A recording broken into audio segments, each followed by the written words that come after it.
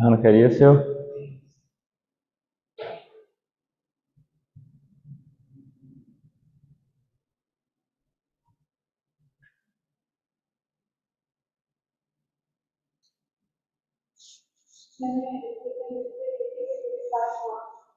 जी।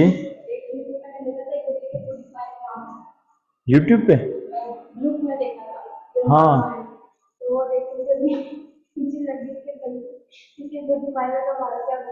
नहीं, वो 45 out of 50 थी। वो मैंने अभी चेक की थी, वो मेरे ख्याल में उसका प्लेजरिज्म भी कम था। हम्म।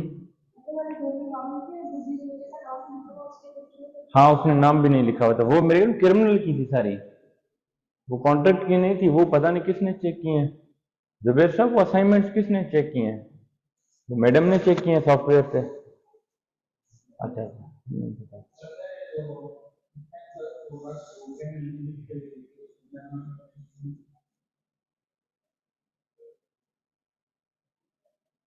आप लोगों ने पता, अब जो मैंने एक डॉक्यूमेंट्स भेजा है मैडम मरियम को, बट डिटेल डॉक्यूमेंट्स, उसमें मैंने लिखा हुआ है कि शोएब की असाइनमेंट थी, तो शोएब का नाम लिखा हुआ है, नीचे कमेंट्स लिखे हुए हैं।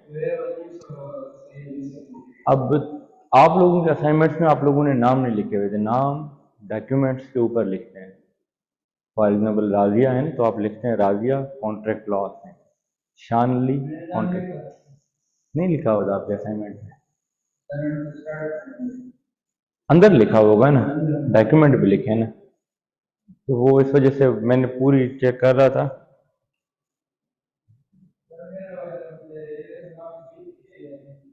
क्या?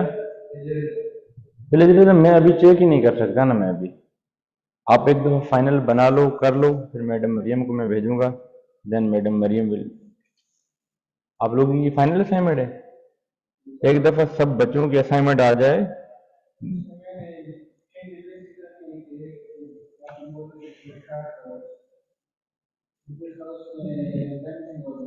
मैं आपको बताता हूँ मैं आपको बताता हूँ ठीक।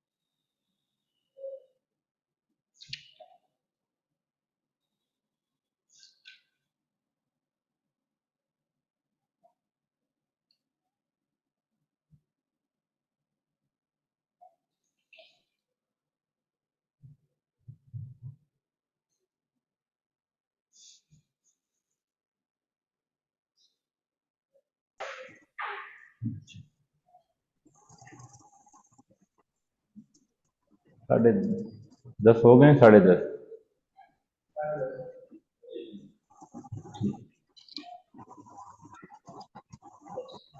हाँ हाँ, नेक्स्ट लेक्चर वीडियो ऑन है, रिकॉर्डिंग।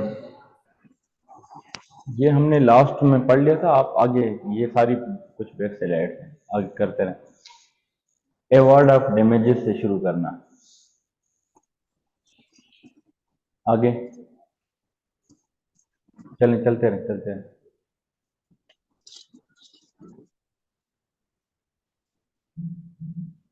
यहाँ पे बेसिकली जो आज का हमारा टॉपिक है, वो हम पढ़ रहे थे कि रेमेडीज क्या अवेलेबल होती हैं जब कोई कॉन्ट्रैक्ट ब्रीच होता है। समझते हैं ना जनाब के कॉन्ट्रैक्ट ब्रीच दो जब पार्टीज होती हैं, टर्म्स एंड कंडीशन तय पाते हैं, एग्रीमेंट पूरा जब वो कॉन्ट्रैक्ट हो जाता है, तो उसमें से कोई एक पार्टी जो है ना उसकी वायोलेशन करती है, ठीक है ना, उस रूल्स की, उस टर्म्स एंड कंडीशन की, तो उसको आप क्या बोलते हो कि भाई उस जिस बंदे ने वायोलेशन की है ना, उसने ब्रीच ऑफ कॉन्ट्रैक्ट किया है। अब ब्रीच कर दिया तो जो दूसरी पार्टी है उसके पास क्या रेमेडीज अवेलेबल है अकॉर्डिंग टू कॉन्ट्रैक्ट लॉ, ताकि वो कंपनसेट हो सके। वो किसी भी मामले में अगर उसको मॉनेटरी कोई फाइनेंशियल लॉस हुआ है, इकोनॉमिकल लॉस हुआ है, मेंटली कोई लॉस हुआ है, तो वो किस तरह अपने आप को जो है ना वो कंपनसेट करवाएगा, वो दूसरी पार्टी जो है किस तरह, ब्रीच पार्टी किस तरह उसको वो पे करेगी, क्या डैमेजेस जो है ना वो उनको प्रोवाइड करेगी, और ये राइट्स एंड लाइबिलिटीज कहाँ हैं, किधर हैं, ये सब हमें कॉन्ट्रैक्ट लॉ प्रोवाइड करता है। तो हम पढ़ रहे थे 7 बजे के डैमेजेस जो है ना, आप जो इंजर्ड पार्टी होती है वो किस तरह क्लेम करती है, कैसे करती है, वो सारी डिटेल्ड थी इस स्लाइड्स के अंदर। ये है award of damages. Award of damages mean an award of damages refers to the monetary compensation or financial remedy that a court orders one party to pay to another party. समझ रहे हैं? As a result of some legal wrongdoing such as breach of contract, tortious conduct or infringement of rights. 3 चीजों का जिक्र है कि भाई award of damages, it mean के मैंने बताया कि जो इंजर्ड पार्टी होती है उसके साथ जब दूसरी पार्टी कोई ज्यादती करती है, किस सेंस में, जब या तो वो ब्रीच ऑफ कॉन्ट्रैक्ट करे, मतलब कि जो उन दोनों पार्टीज के दरमियान जो कॉन्ट्रैक्ट तय पाया था उसमें वो पार्टी फुलफिल ना करे अपने चीजें, अपने अपनी लाइबिलिटीज वो पूरी ना करें, या वो किसी चीज की वायोलेशन करती है तो ब्रीच ऑफ कॉन्ट्रैक्ट होता है अपना, या जो इन्फ्रिंजमेंट कर दे राइट्स की जो वायोलेशन होती है वो। अब तो उस सेंस में कोर्ट क्या करती है, उसको कंपनसेट करती है उस इंजर्ड पार्टी को, या तो पैसों में उनको कंपनसेट करती है, या तो जो है ना आपको मॉनेटरी कंपनसेशन देती है, फाइनेंशियल देती है। किससे लेके देती है? दूसरी पार्टी से जिसने ब्रीच किया हुआ होता है, जिस पार्टी ने आपके साथ कॉन्ट्रैक्ट की वायोलेशन की होती है उससे आपको पैसे लेके देती है, कहीं ना कहीं किसी सोर्स में, किसी टूल में आपको कंपनसेट कोर्ट करवाती है। Damages can damages can cover various type of losses, including financial loss, physical injuries, emotional distress, property damage and more. अब damages जिस तरह हमने कहा बहुत सारे damages की इकसाम है।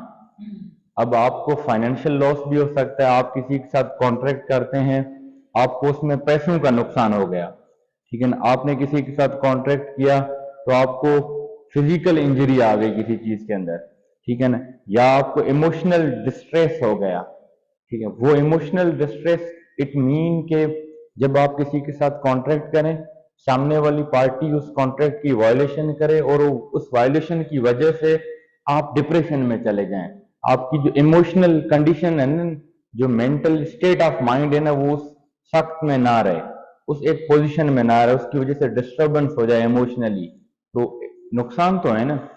Fourth one is property damage, कोई प्रॉपर्टी डैमेज हुआ हो या व्हाट्सएवर, तो वो आपको ये डैमेजेस की मुख्तलिफ इकसाम है, इस तरह के डैमेजेस इंजर्ड पार्टी के साथ हो सकते हैं। The amount of damages awarded is typically determined by the court and is intended to reasonably reflect the actual losses or harm suffered by the injured party. Basically जितना भी जो नुकसान होता है ना इंजर्ड पार्टी को, तो वो कौन डिटरमाइन करेगा कि इसको कितना नुकसान हुआ है, कितना लॉस हुआ है, क्या इसने कितना सफर किया ओवरऑल, तो वो सारा कोर्ट जो है ना उस चीज को डिटरमाइन करती है, कोर्ट देखती है।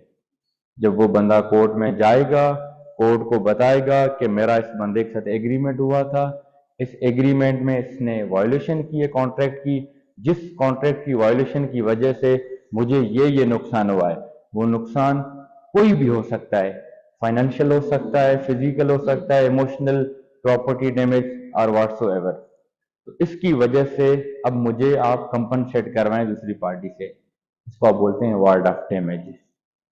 अवार्ड मीन्स कि आप उस डैमेजेस जो हुआ नुकसान उससे कुछ ले रहे हैं, कोई चीज गेन कर रहे हैं, या वापस उससे अपनी पहली वाली पोजीशन में खड़े होने की कोशिश करते हैं। सेकंड स्लाइड पे हैं,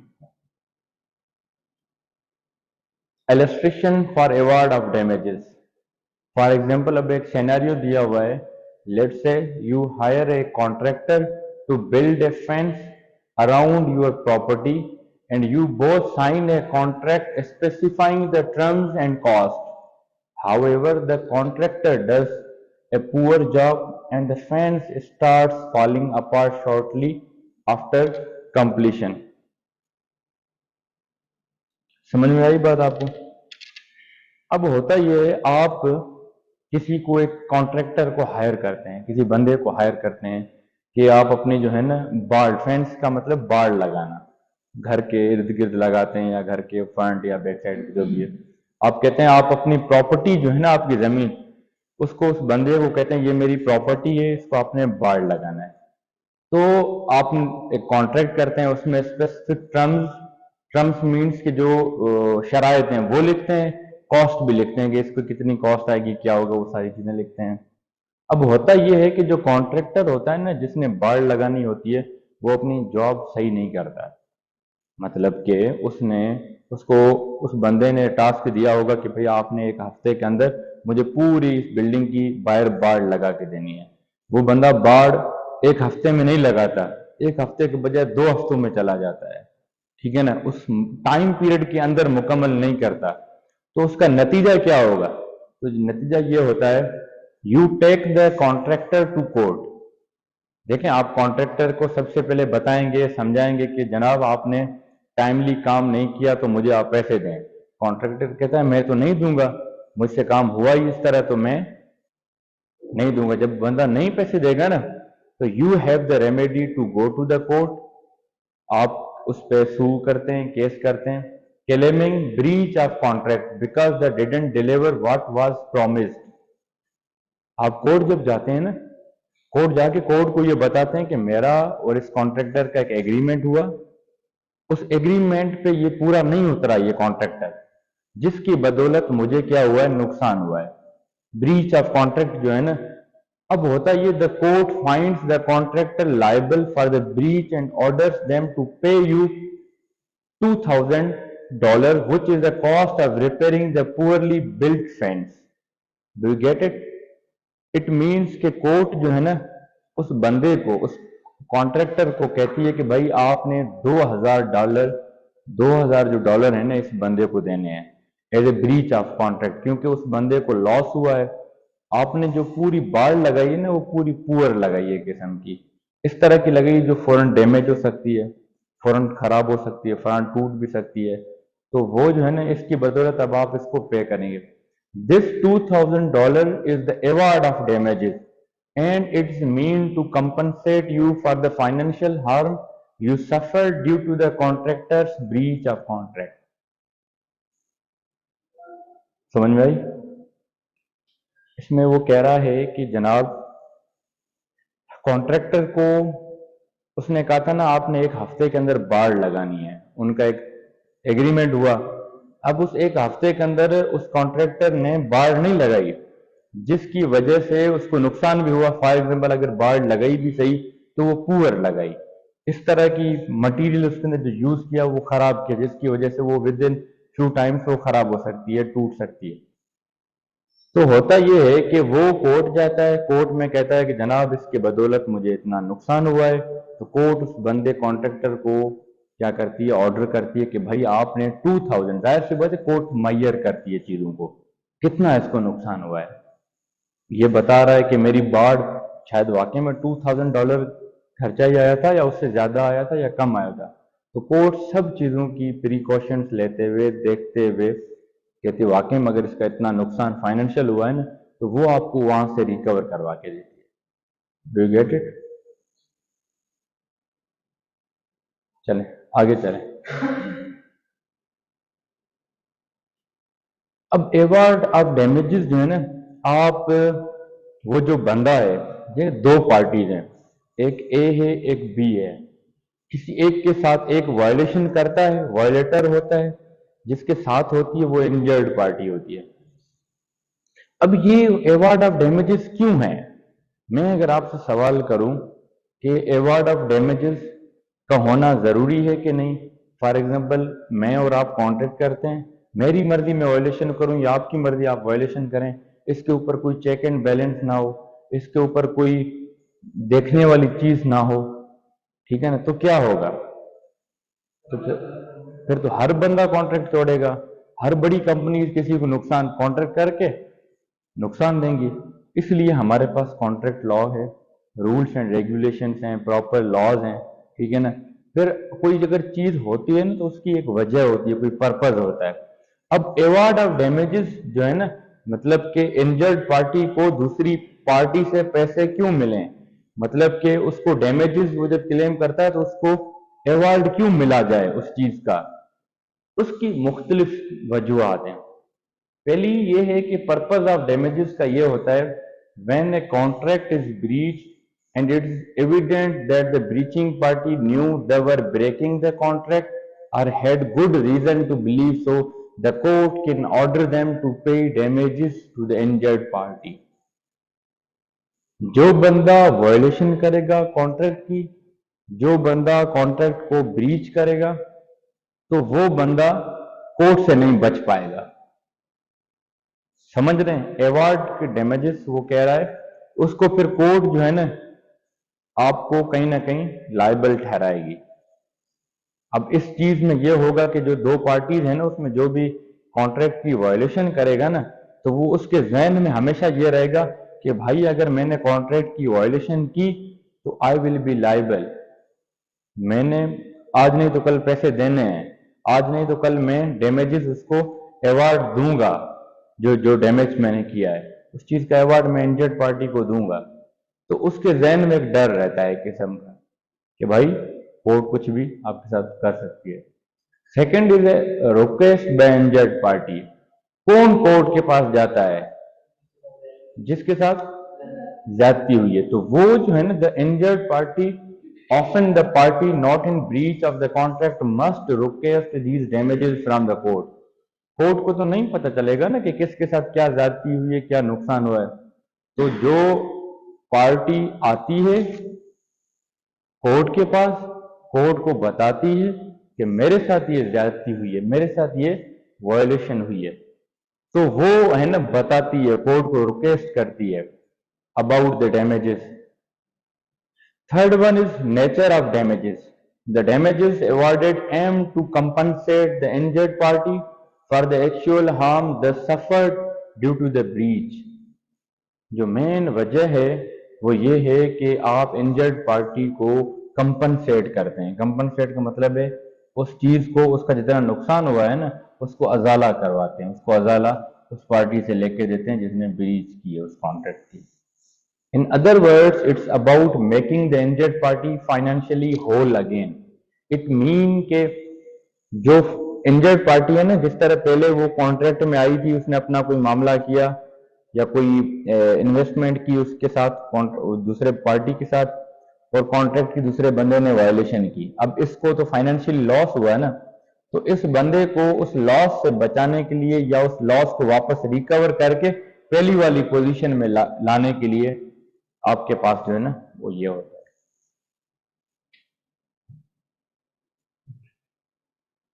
last one, knowing breach. Knowing breach का क्या मतलब है? For these damages to be awarded it is essential that the breach party either knew they were breaching the contract or had very good reason to believe they were।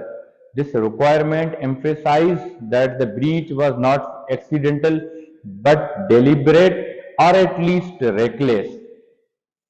मतलब कि जो party breach कर रही है ना उसके जहन में हो, वो जानबूझ के वो चीज कर रही हो, वो कोई एक्सीडेंटल नहीं, वो नोइंगली ब्रीच कर रही है। उसको पता है कि मेरा जो कॉन्ट्रैक्ट है ना शान के साथ, अगर मैं वायलेशन करूंगा तो मुझे ये चीजें होंगी, मतलब कि, लेकिन वो उस पता होने के बावजूद भी वो नुकसान करे, वायलेशन करे डिलिबरेटली, रेसली, रेकलेस।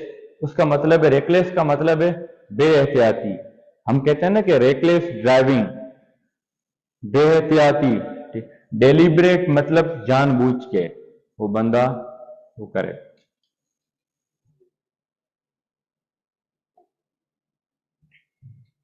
आगे चलें, यहां तक समझ में आ गई चीजें?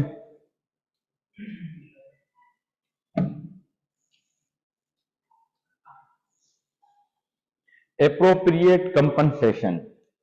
Appropriate compensation mean the amount of damages awarded should be appropriate and directly related to the harm caused by the breach. This means that the damages should cover the losses and expenses incurred by the injured party because of the breach. समझ में आई? वो वही बात कर रहा है कि भाई एप्रोप्रिएट आप उस चीज को कंपनसेट करें। इंजर्ड पार्टी होती है ना, जिसको नुकसान हुआ है ना, एटलीस्ट आप उसको उतना कवर्ड करें, एटलीस्ट उसको उतना कंपनसेट करें जितना वो अपनी उस पोजीशन में आ सके या जो उसका नुकसान हुआ है वो कवर्ड हो सके। ठीक है ना, वो एटलीस्ट एप्रोप्रिएट हो। प्रोटेक्शन ऑफ कॉन्ट्रैक्ट, इसका मतलब ये भी होता है इस चीजों का कि ये कॉन्ट्रैक्ट को प्रोटेक्ट करती है ये चीज award of damages. This provision serves to protect the sanctity of contracts and ensure that parties uphold their contractual obligations. It discourages willful or knowing breaches by imposing financial consequences on the party in breach. अब protection contract को ये करती है। जो contracts होते हैं ना, एक पार्टी जब वायलेशन करेगी ना तो उसके जहन में होगा कि भाई मैंने इस तरह की कोई भी लेफ्ट राइट हरकत नहीं करनी जिसकी वजह से मुझे ही कल को ये चीज पड़ेगी।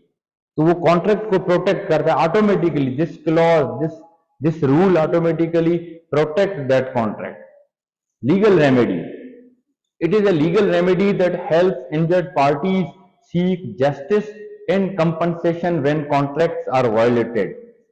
मतलब कि दो पार्टीज हैं, उसमें से एक बंदा वायलेशन करेगा, ऑफ कोर्स होता है, ह्यूमन बीइंग है, कोई एक बंदा जानबूझ के करे या वो किसी की बदले में करे या there are so many reasons, तो दूसरी पार्टी कहां जाएगी? वो तो एक किस्म की इस मुल्क के अंदर या वो तो समझी जाएगी ना कि वो गरीब बंदा कहां जाए, तो उसके पास लीगल रेमेडी है। इट मीन्स कि लॉ ने उस चीज को एक जगह दी है, स्पेस दिया है कि अगर आपका कॉन्ट्रैक्ट किसी के साथ है, कोई बंदा वायलेशन करता है उस कॉन्ट्रैक्ट की, तो you have the legal remedy. ठीक है ना, आप अपने चीज को कंपनसेट करवाएं, जितना नुकसान हुआ है आपको इंसाफ में मिलेगा। नेक्स्ट, अब ये दो एक केस लॉज हैं, आज के हमारे दो तीन केस लॉज हैं। एड्स वर्सेस ग्राम फोन। फैक्ट्स के अंदर आए, नीचे स्लाइड्स ऑन करें।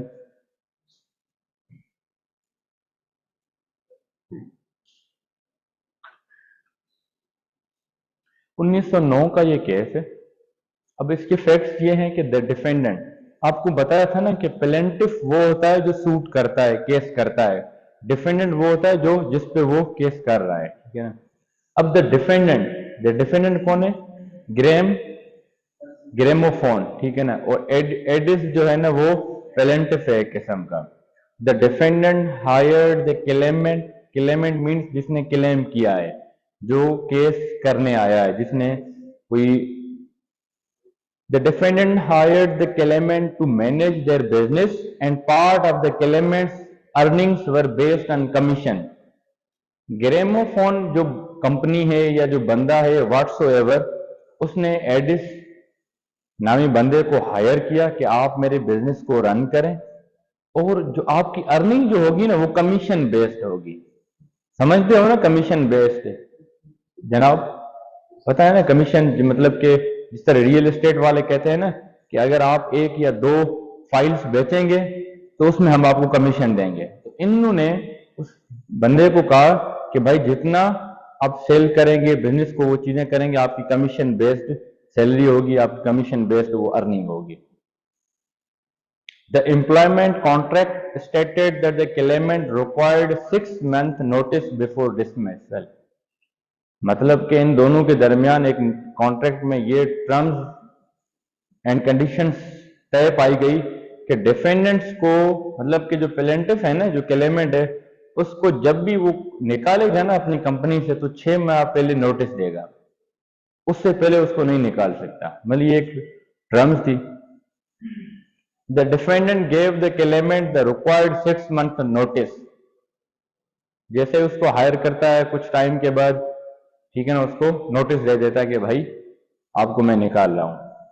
However, during this notice period the defendant took abrupt and oppressive action to prevent the claimant from performing his job and refused to pay him।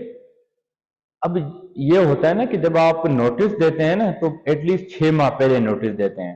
अब 6 माह तब तक वो आपके पास काम करता रहेगा ना, 6 माह पूरे होंगे तो वो छोड़ के चला जाएगा।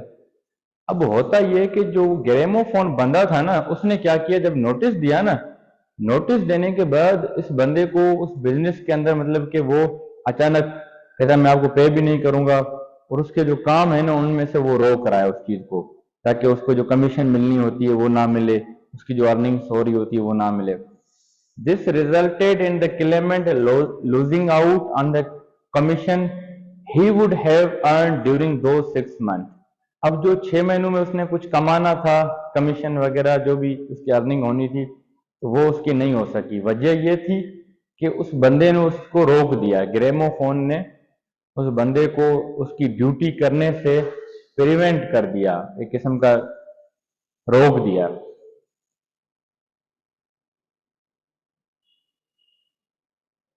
अब इशू ये है, सवाल ये आता है कि did the defendant breach the employment contract. मेरा आपसे सवाल है, क्या ग्रामोफोन बंदे ने कॉन्ट्रैक्ट की वायलेशन की है कि नहीं की। दूसरा सवाल है, if there was a breach, अगर वो वाकई में ब्रीच था, what remedies should be available to the claimant. Claimant को क्या रेमेडीज अवेलेबल है, आप अपना बताएं। पहली तो ये मेरा सवाल है, क्या वाकई में उसने कोई नुकसान हुआ है, कोई उसने ब्रीच की है एम्प्लॉयमेंट कॉन्ट्रैक्ट की, कैसे की है।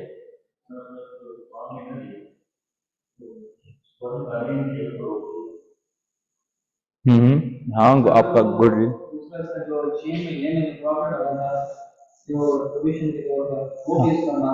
बंद हो गया। Yes madam.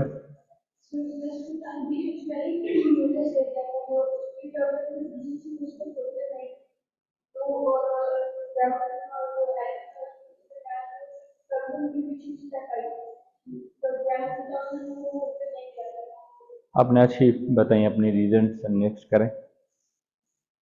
अब जो है ना, रूल क्या लगता है, मतलब लॉ क्या कहते हैं, damages related to the manner of dismissal and the increased difficulty in finding new employment are not typically available remedies in a common law wrongful dismissal action.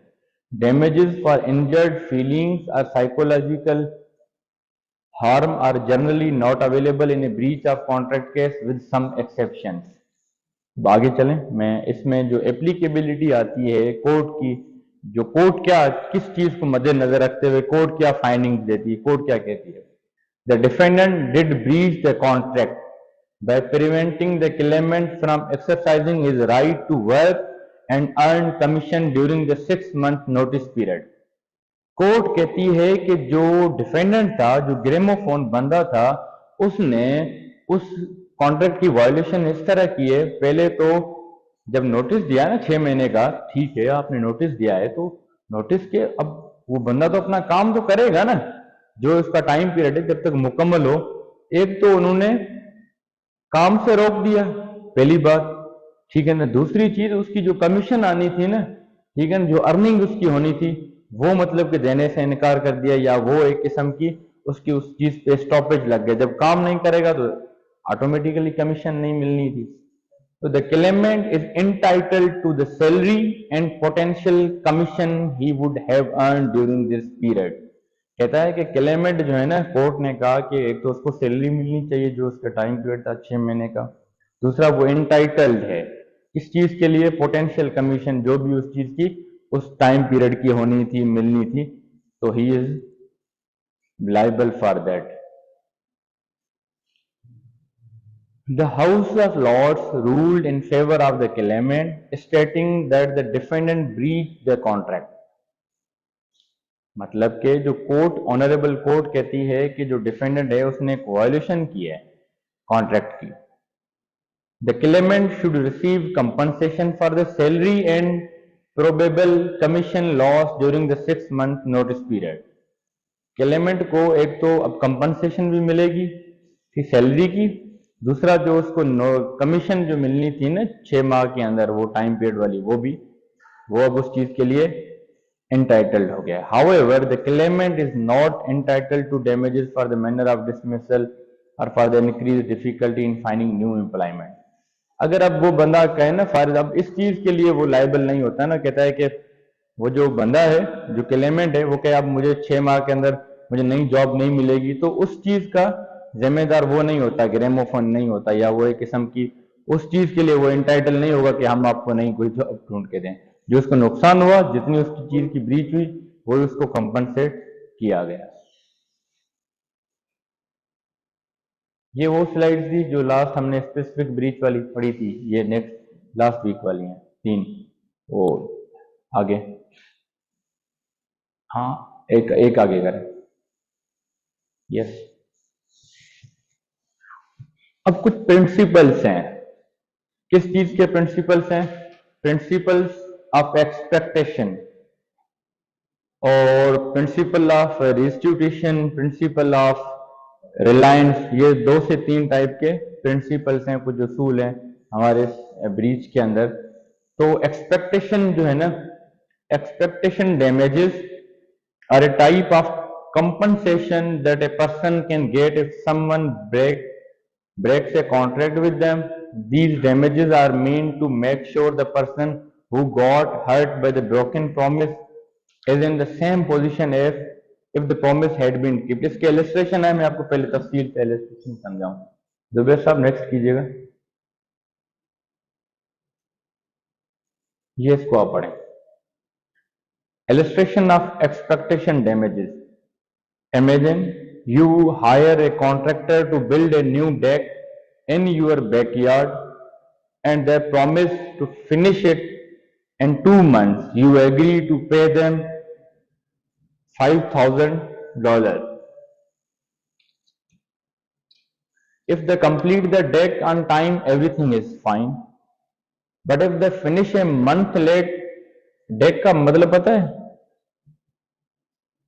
वो कह रहा है imagine you hire a contractor to build a new deck in your backyard. Backyard का मतलब पता है? नहीं पता.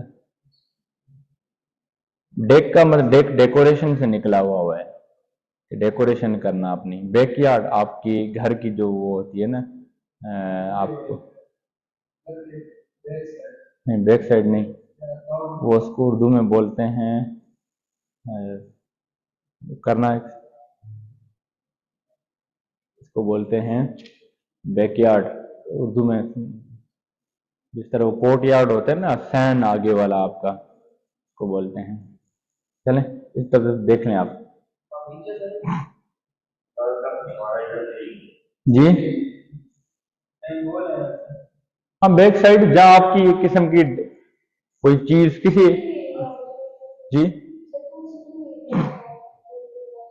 हाँ सिटिंग एरिया कह लें, जो पार्क वाली साइड हम कोई साइड में रखते हैं, जिसमें आपने एक बंदे को हायर किया कि आपके घर की जो बैक साइड है उसको डेकोर करना है. ठीक है ना, कि आप शाम को बैठ सकें, चाय पी सकें या इस तरह की. उस चीज को आपने कॉन्ट्रैक्टर रखा मतलब कॉन्ट्रैक्टर को आपने बुलाया कि आपने ये चीज, आपने ये काम करना है. ठीक है ना. अगर आपने टाइम पे काम मुकम्मल किया तो मैं आपको $5,000 पे करूंगा. ठीक है ना. अब कहता है कि अगर ये कंप्लीट टाइम पे हो गया तो दैट्स गुड. ठीक है ना. अगर नहीं होता, आपने पे कर दिए हैं पैसे. समटाइम इस तरह होता है ना कि आप किसी के साथ कॉन्ट्रैक्ट करते हैं और आप पूरे के पूरे पैसे दे देते हैं. जब आप पूरे पैसे दे दो ना, तब सामने वाली पार्टी लेवरेज लेके उस चीज को नहीं करती, वो काम नहीं करती. समझ रहे हो ना मेरी बात? तो अब इस चीज के अंदर ये you agree to pay them are for 5,000 for the work.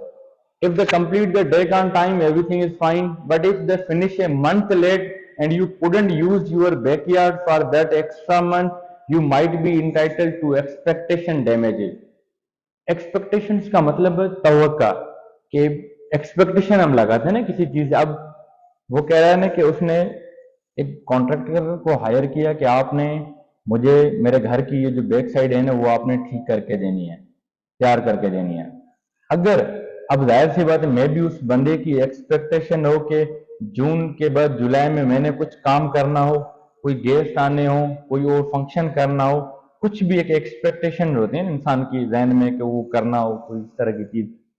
In this case the damages could be calculated as the cost to fix the delay. पहली बात, like the money you spend on extra meals because you couldn't grill in your backyard, let's say that's $5,000, Joe. So you would receive $5,000 in expectation damages to make up for the inconvenience and extra expenses you faced due to the contractor's breach of the contract. This amount helps put you in the position you would have been in if the contract had been fulfilled on time. Expectation damages का simple ये है कि जो contractor को उस बंदे ने कहा था कि आपने मेरे बैकयार्ड साइड पे कुछ चीजें बनानी है, जिस तरह किचन का कोई मामला तो वो ठीक करके देना है, और अगर आप ठीक करेंगे तो मैं $5,000 आपको दूंगा। अब होता यह है कि वो बंदा 1 महीना लेट हो जाता है, काम जो 1 महीने में करना होता है वो 1 महीने से ज्यादा चल जाता है। अब जाहिर सी बात, जो ज्यादा चलेगा तो बंदा जिसने बनवानी थी चीज, वो उसने तो जहन में रखा हुआ था कि यार मैंने अपनी और चीजें भी करनी है और मामलात भी करने हैं, जिसकी बदौलत होता यह है कि उसको कुछ नुकसान होता है। वो शायद घर में जो कुकिंग करनी थी, ग्रिलिंग करनी थी, उस चीज के ऊपर बैकयार्ड में वो ना कर सका हो, ठीक है ना, वो बाहर से चीज आ रही हो, तो उस चीज के लिए अब नुकसान कितना हुआ, इतना हुआ, तो अब आपको उतना ही कंपनसेट किया जाएगा जितना नुकसान हुआ। जिस तरह 500 आपके डॉलर आपका नुकसान हुआ तो आपको उतना ही कंपनसेट किया जाएगा, क्योंकि वो आपने सोचा कि यार इतनी एक्सपेक्टेशन आपको नुकसान हो सकता है या इतना नुकसान हुआ है। तो एक्सपेक्टेशन डैमेजेस का मतलब है जितनी आपको अंदाजा है ना मिनिमम, तो उस तरह उसको आपको कंपनसेट किया जाएगा। Principles of Reliance. रिलायंस कहां से निकला हुआ? रिलाय से। हम कभी किसी के ऊपर रिलाय करते हैं ना, मतलब कि डिपेंडेंट बन जाएं। Reliance damages are like compensation for someone who trusted another person's promise in a contract but got hurt economically because that promise was not kept. It is meant to make them as if they never entered into the contract in the first place, so they are in a similar position to before. इसकी illustration इस तरह है, मिसाल for example, suppose to imagine you are planning a big event like a wedding and you hire a caterer for $2,000. You make all the arrangements based on that promise. एक बंदा है, उसने कोई शादी के फंक्शन रखा, चीजें उसने पूरी तैयारी की, पूरे मामलात किए, ठीक है ना। आपने कैटरर को $2,000 दिए कि भाई आपने ये सारी अरेंजमेंट्स वगैरह, ये मामलात वगैरह A to Z, you have to check it या check them. If the caterer later cancels and doesn't provide the food, you are in a tough spot. जनाब होता ये है कि आप फॉर एग्जांपल शान की शादी है, ठीक है ना, सवात के अंदर शान जो है ना, शान एक बंदे को हायर करता है, उसको कहता है मैंने सारी अरेंजमेंट्स वगैरह कर ली हुई हैं, मैंने अपने डेकोरेशन, चीजें, मामला सब कुछ हो चुका है, और अब आपने जो है ना आना है, खाना लेके आना है पूरे बंदों का, जो कैटरर होता है, और मैं आपके ऊपर रिलाय कर रहा हूं, अगर आप ना आए तो मुझे बड़ा नुकसान होगा। अब होता यह है कि वो जो कैटरर होता है ना, वो एट द स्पॉट आपको कहता है कि मैं नहीं आऊंगा, वो कॉन्ट्रैक्ट कैंसिल कर दे, तो आपकी तो एक किस्म की थोड़ी देर के लिए टफ सिचुएशन बन जाती है, आप एक टफ उसमें आ जाते हो। Reliance damages would help cover the cost you spend on things like invitation, decoration and venue booking because you relied on the caterer's promise. समझ रहे हैं ना, कैटरर ने कहा ना कि मैं चीजें सब करूंगा, मामला मतलब कि वो कैटरर पे रिलाय कर रहा था कि उसने आना था, खाना शाना प्रोवाइड करना था, जिसकी बुनियाद पे उसने सारी डेकोरेशन भी करवाई, जिसकी बुनियाद के ऊपर उसने सारा खर्चा भी किया, बुकिंग शुकिंग, तो अब उसको नुकसान तो हुआ ना, कैटरर आया नहीं, ठीक है ना, और डेकोरेशन के पैसे कौन देगा, बुकिंग के पैसे कौन देगा, इनविटेशन के पैसे कौन देगा। अब ये जितना भी लॉस है ना, ये रिलायंस के कॉन्सेप्ट में आता है। Let's say you spent $1,000 on these things. Reliance damages would mean you get that 1,000 back to put you in a similar position as if you never hired that caterer. Caterer आपको $1,000 देगा as a damages, आपको जितने damages हुए हैं, जब वो आपको मिल जाएंगे आपको ऐसा लगेगा कि आपको नुकसान हुआ ही नहीं, क्योंकि आपको सारे पैसे मिल जाते हैं. So Reliance damages are there to help you recover the money you spent because you relied on that contract, and it's mean to make you feel like you never entered that contract at all. Reliance damages basically उस बंदे को help out करता है, उस बंदे को protect करता है. जब आप उस बंदे के ऊपर रिलाय करके जब चीजें जितना भी एक्सपेंस करते हैं ना, तो वो उस एक्सपेंस की जितनी भी जो डैमेजेस जो हुआ है ना, वो रिकवर आप उस बंदे से करवाते हैं. जब रिकवर हो जाता है तो आप एक पहली वाली पोजीशन पे आ जाते हैं, जहां आप ऐसे फील होता है कि जैसे कोई कॉन्ट्रैक्ट आपका हुआ ही नहीं है. यहां तक समझ में आ गई? थक गए हो? बोर हो गए? 10 मिनट के लिए पॉज कर दें रिकॉर्डिंग को. Restitution is a way to make things fair when someone gains at your expense. It's about giving back what's rightfully yours, whether it is money or some other advantages. This happens when someone benefits unfairly from you. इसकी मिसाल इस तरह है कि वो कि imagine you lend your loan honor to your neighbor, the promise to return it after using it. By the never do. Restitution would mean they have to give you back. Lawn mower का पता है क्या होता है? ये gross cutter, घास काटने वाला जो होती है ना, वो जो चीज मशीन, ठीक है ना, because they got the benefit of using it which should have been yours. It's like making things right by returning what you are owed. So restitution is about restoring what someone wrongly gained from you, whether it's money, property or some other advantages, to make things fair again. समझ में बात आई कि principle of Reliance का मतलब ये होता है, वो अपने रिस्टिट्यूशन का, कि आप फॉर एग्जांपल किसी को उधार देते हैं कि अपनी ग्रॉस कटर मशीन, ठीक है ना, आप कहते हैं कि भाई ये यूज करें फिर वापस दें, ठीक है ना, कर्ज पे देते हैं, उधार देते हैं, इस तरह वो बंदा वादा करता है कि मैं आपको रिटर्न करूंगा, लेकिन वो रिटर्न ना करे, आपकी उस चीज से फायदा लेता रहे, आपकी उस चीज से बेनिफिट हासिल करता रहे, तो उस चीज से भी आपको कंपनसेशन मिल सकती है. फॉर एग्जांपल मैं आपको मिसाल दूं, मैं शान की गाड़ी ये करोला, मैं उनसे लेता हूं कुछ टाइम के लिए, मैं कहता हूं आज दे, मैं आज के बाद वापस कल कर दूंगा, मैं दूं ही ना, मैं आगे टैक्सी पे चला दूं, मुझे तो फायदा हो रहा है, ठीक है ना, शान को नुकसान हो रहा है ना एक किस्म का. तो रिस्टिट्यूशन का मतलब है, वो कह रहा है कि about restoring what someone wrongfully gained from you, जिसने आपसे कोई रॉन्गफुली कोई चीज हासिल की हो, whether it's money or property, some other advantages, to make things fair again. उस चीज में ये कॉन्सेप्ट जो है ना, बेसिकली प्रिंसिपल ऑफ रिस्टिट्यूशन, आपको जो कोई बंदा आपकी चीज से, पैसे से, प्रॉपर्टी से रॉन्गफुली गेन करता है, सो ही विल बी कंपनसेटेड, जो इंजर्ड पार्टी है. ठीक है, गॉट इट मैडम जी? और उसने वादा किया कि मैं वापस करूंगा, नहीं कर रहा, उस चीज से वो जितना भी फायदा उसको मिल रहा है ना, एक किस्म का आपको तो वो हुआ है ना, आप उस चीज को भी क्लेम कर सकते हैं. फायदा कमाया मेरी चीज से, उसको नहीं क्लेम कर सकते.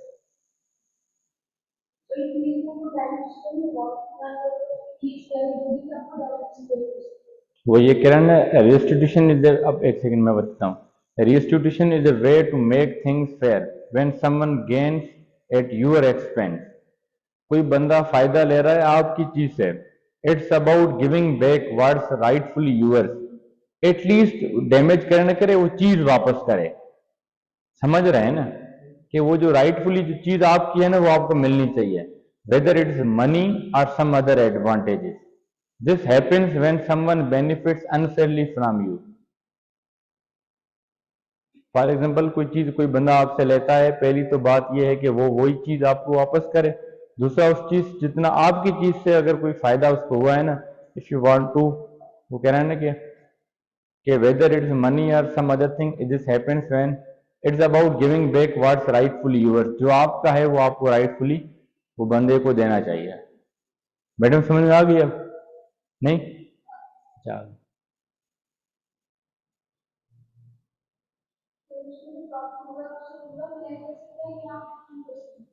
चलो, वो मर्जी है बंदे की।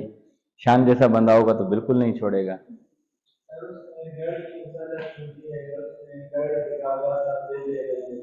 हम्म।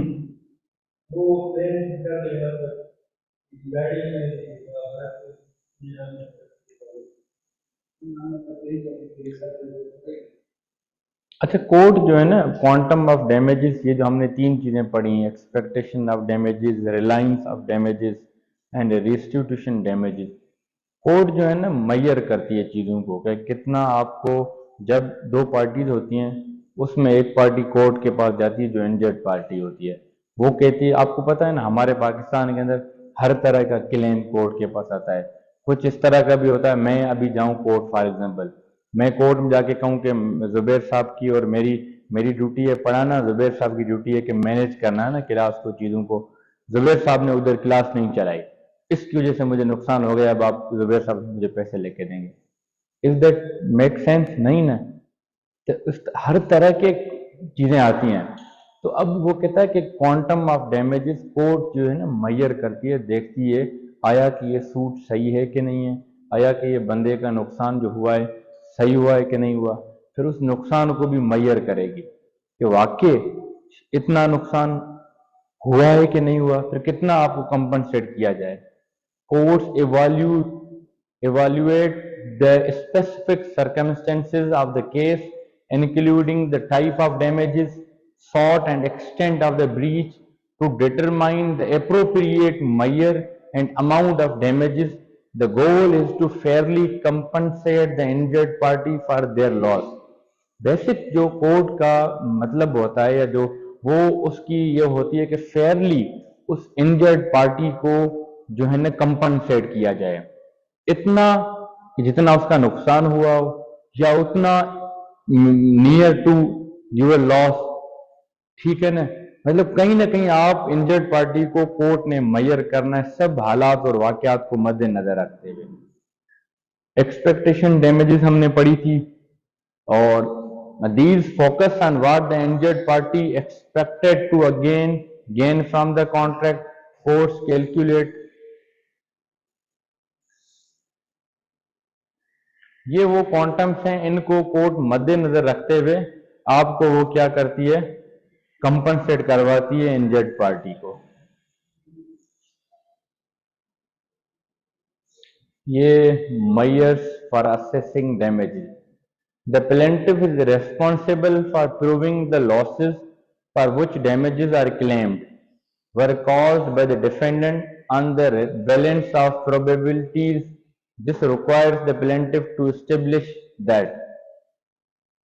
अब जो दो पार्टीज होती हैं उसमें जो क्लेमेंट होता है, जो बंदा जाता है, जो प्लेंटिफ है, इधर आ जाओ शाह, प्लेंटिफ को ये चीजें प्रूफ करनी है। प्लेंटिफ को कौन सी चीजें प्रूफ करनी है? Remoteness, causation, mitigation. आगे चलें, इसको हम डिटेल से पढ़ते हैं, ये क्या है चीजें।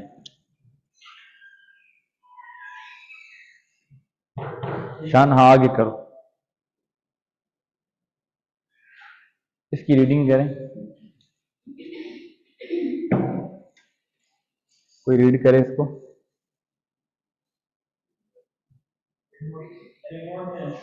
This means demonstrating that the losses resulting from the breach were not too far fetched or unlikely of the illustration.